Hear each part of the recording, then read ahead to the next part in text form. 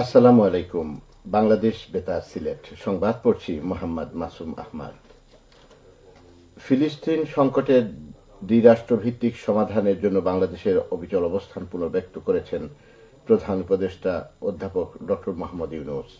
গতকাল মিশরের রাজধানী কায়রোতে D8 শীর্ষ সম্মেলনের সময় একটি বিশেষ অধিবেশনে তিনি গাজায় ইসরায়েলি বাহিনীর বর্বরতার অবসানে সিদ্ধান্তমূলক ও সম্মিলিত পদক্ষেপ নেওয়ার এই আহ্বান জানান। প্রধান উপদেষ্টা বলেন, তারা এমন এক সময় একত্রিত হয়েছে যখন অধিকৃত গাজা উপত্যকা পশ্চিম তীরে ফিলিস্তিনি জনগণের বিরুদ্ধে 14 মাস ধরে ইসরায়েলি আগ্রাসন ও বর্বর গণহত্যা অব্যাহত রয়েছে। তিনি বলেন, আমরা সবসময় ইসরায়েল পরিচালিত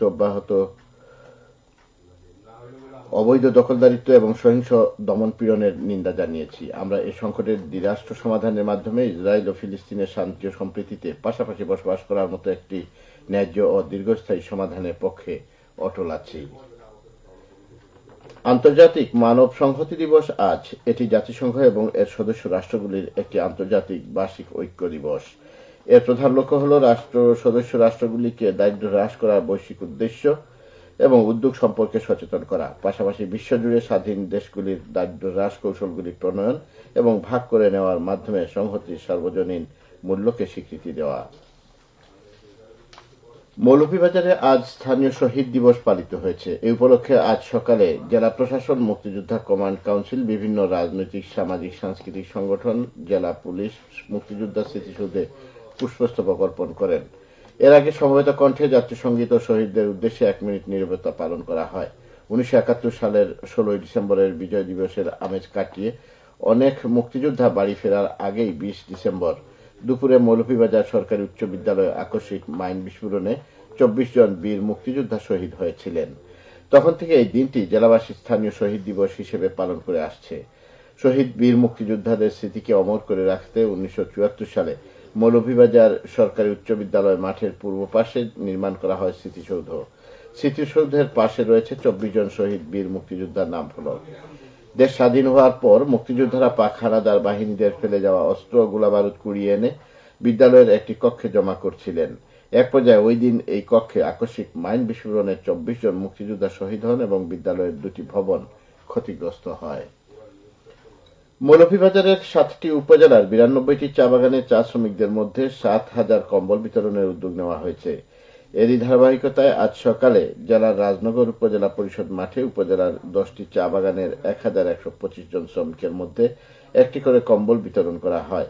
এনজিও সংস্থা আশার উদ্যোগে এই বিতরণ কার্যক্রম পরিচালিত হচ্ছে। শাহজালাল বিজ্ঞান ও প্রযুক্তি বিশ্ববিদ্যালয়ের স্নাতক শিক্ষাবর্ষের সংশোধিত ভর্তি পরীক্ষার তারিখ ঘোষণা করা হয়েছে গতকাল। বিশ্ববিদ্যালয়ের রেজিস্ট্রার স্বাক্ষরিত এক বিজ্ঞপ্তিতে বলা হয়েছে, 2024-25 শিক্ষাবর্ষের আবেদন শুরু হবে আগামী 5 জানুয়ারি। আবেদন চলবে 25 জানুয়ারি পর্যন্ত। 28 ফেব্রুয়ারি সকাল 10টায় বি ইউনিট ও একই দিন বিকেল 3টায় এ ইউনিটের ভর্তি পরীক্ষা অনুষ্ঠিত হবে। সিলেট তামাবিল সড়কে প্রাইভেট কার নিয়ন্ত্রণ হারিয়ে বৈদ্যুতিক খুঁটির সঙ্গে ধাক্কা লেগে 3 জন নিহত হয়েছেন। আজ সকাল 10:30টার দিকে সিলেট তামাবিল মহাসড়কের জৈন্তাপুর উপজেলার বাঘের সড়ক এলাকায় এই দুর্ঘটনা ঘটে। এতে প্রাইভেট কারে থাকা অপর 2 জন আহত হয়েছেন। নিহতরা হলেন সুনামগঞ্জের ছাতক উপজেলা ছাত্রদল কর্মী তাহমিদ মাহি এবং মহান। স্থানীয় সূত্রে জানা যায়, সুনামগঞ্জের ছাতক পৌর এলাকার কয়েকজন ছাত্রদল নেতাকর্মী প্রাইভেট কার যুগে জাফলং যাচ্ছিলেন। জৈন্তাপুর থানার ওসি আবুল বাশার মোহাম্মদ বদরুজ্জামান জানিয়েছেন, গাড়িতে 5 জন যাত্রী ছিলেন। নিহত ও আহতদের উদ্ধার করে সিলেট উসমানী মেডিকেল কলেজ হাসপাতালে প্রেরণ করা হয়েছে। এবারে শুনুন কৃষি সংবাদ। মৌলভীবাজারের জুড়ি উপজেলায় চলতি রবি মৌসুমে উফশি জাতের বোরো ধানের সমলচেতে চারা উৎপাদন, ব্লক প্রদর্শনী ও রাইস ট্রান্সপ্লান্টের মাধ্যমে চারা রোপণ উদ্বোধন করা হয়েছে। গতকাল বিকেলে উপজেলার জফরনগর ইউনিয়নের ভুয়াই এলাকায় এর উদ্বোধন করেন জেলা প্রশাসক মোহাম্মদ ইসরাইল হোসেন। কৃষি সম্প্রসারণ অধিদপ্তর জানায়, সমলয় কার্যক্রমে ব্লক প্রদর্শনীর আওতায় 40 একর জমিতে গত 17 নভেম্বর চেতে চারা উৎপাদন করে রাইস ট্রান্সপ্লান্টের মাধ্যমে চারা রোপণ করা হচ্ছে। পরবর্তীতে কম্বাইন্ড হারভেস্টারের মাধ্যমে ধান কর্তন করা হবে। কৃষি সম্প্রসারণ অধিদপ্তর এর আয়োজন করে। বাংলাদেশ ক্রীড়া শিক্ষা প্রতিষ্ঠান বিকেএসপিতে 2025 শিক্ষাবর্ষে সিলেট সহ সারা দেশে ভর্তি পরীক্ষার তারিখ ঘোষণা করা হয়েছে। ভর্তি ইচ্ছুকদের রেজিস্ট্রেশনের জন্য অনলাইনে আবেদন ফরম পূরণ করতে হবে। সিলেট বিভাগে আগামী 24শে ডিসেম্বর ভর্তি পরীক্ষা অনুষ্ঠিত হবে। সিলেটে 21টি ইভেন্টের শিক্ষার্থীদের 24শে ডিসেম্বর সকাল 9টা থেকে বিকেল 4টা পর্যন্ত প্রাথমিক নির্বাচনী পরীক্ষা গ্রহণ করা হবে। আগ্রহীদের পরীক্ষার দিন বিকেএসপি আঞ্চলিক প্রশিক্ষণ কেন্দ্রে উপস্থিত থাকতে হবে। সবশেষে আবহাওয়া।